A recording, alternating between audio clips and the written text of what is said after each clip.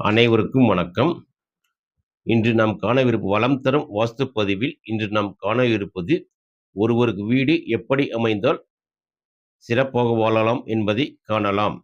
நம் வாழ்க்கையில் வீடு என்பது மிக மிக முக்கியமான ஒன்று. சரியான வாஸ்துப்படி வீடு அமைந்தால் ஆரோக்கியம், செல்வம், மன அமைதி எல்லாம் கிடைக்கும். ஒரு முழு வீடு எப்படி இருக்கும் என்பதை பார்க்கலாம்.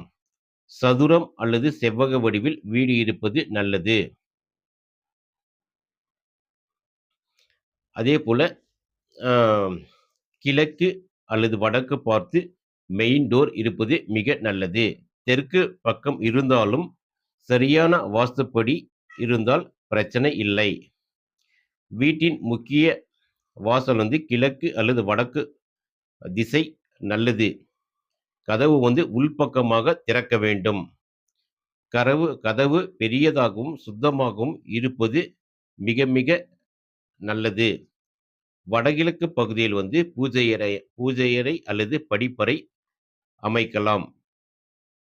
தென்கிழக்கு பகுதியில் சமையலறை அமைக்கலாம். தென்மேற்கு பகுதி மாஸ்டர் பெட்ரூம். வடமேற்கு பகுதி குழந்தைகள் அறை அல்லது விருந்தினர் தங்கும் அறை அமைப்பது மிக நல்லது. இப்போ கழிவறை. கழிவறை வடமேற்கு அல்லது மேற்கு பக்கம் அமைப்பது நல்லது. படிக்கட்டு தெற்கு அல்லது மேற்கு பக்கம் அமைக்கலாம். ஆழ்துளை கிணறு அல்லது நீர்த்தொட்டி கிழக்கு பகுதியில் அமைப்பது மிக மிக நல்லது. இப்போ வீட்டை சுற்றி எப்படி இருக்க வேண்டும் என்பதை பார்க்கலாம். மேற்கு பகுதியை விட கிழக்கு பகுதி காலி இடம் அதிகமாக இருக்க வேண்டும். அதே போல தெற்கு பகுதியை விட வடக்கு பகுதி காலி இடம் அதிகமாக இருக்க வேண்டும். மேற்கு பகுதி சுவரை விட கிழக்கு பகுதி சுவர் உயரம் குறைவாக இருக்க வேண்டும். அதே போல தெற்கு பகுதியை சுவரை விட வடக்கு பகுதி சுவர் உயரம் குறைவாக இருக்க வேண்டும். வாஸ்துவில் 8 திசைக்கும் அதிபதிகள் இருக்காங்க. அந்த அதிபதிகளை பற்றி இப்ப பார்க்கலாம். ஒவ்வொரு திசைக்கும் ஒரு தெய்வம், ஒரு நவகிரகம் அதிபதியாக வருகிறது.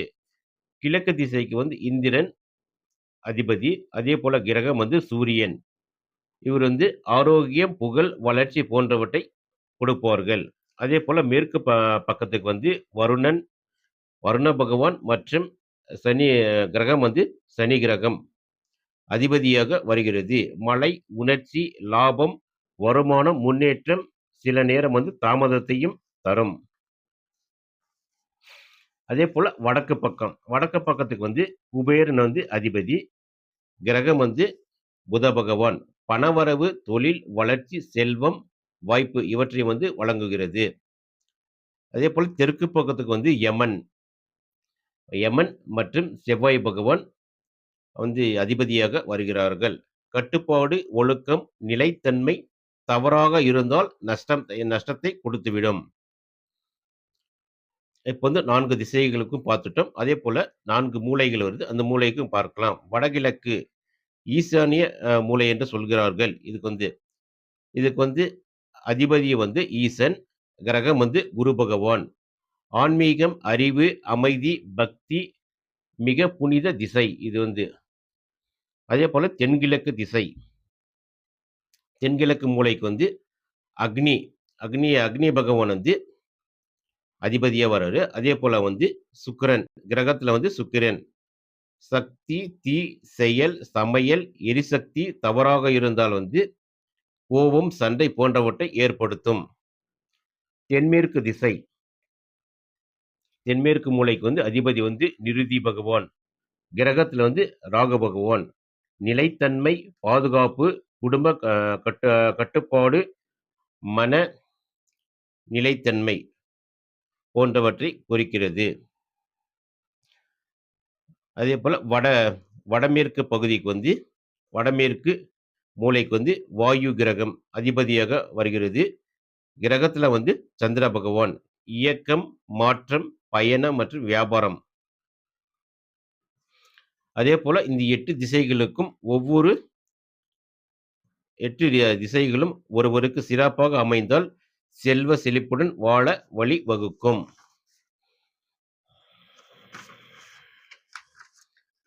அதேபோல நாம இப்ப 8 திசைகளுக்கும் பார்த்துட்டோம்.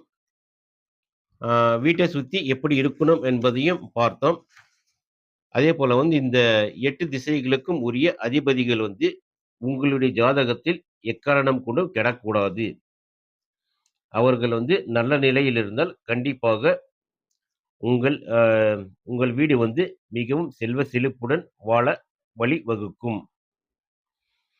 அப்படி உங்க ஜாதகத்துல அந்த கிரகம் கெட்டிருந்தாலும் கண்டிப்பாக அதற்கு வாஸ்துப்படி நிவர்த்தி செய்து கொள்ளலாம். உங்களுடைய வீட்டின் உள் அமைப்பு என்னென்ன பொருட்கள் எந்தெந்த இடத்தில் இருந்தால் நல்லது என்பதை பற்றி அடுத்த பதிவில் காணலாம். எங்கள் சேனலுக்கு தொடர்ந்து ஆதரவு தரும் அனைத்து நண்பர்களுக்கும் நன்றி. மீண்டும் அடுத்த பதிவில் சந்திக்கலாம்.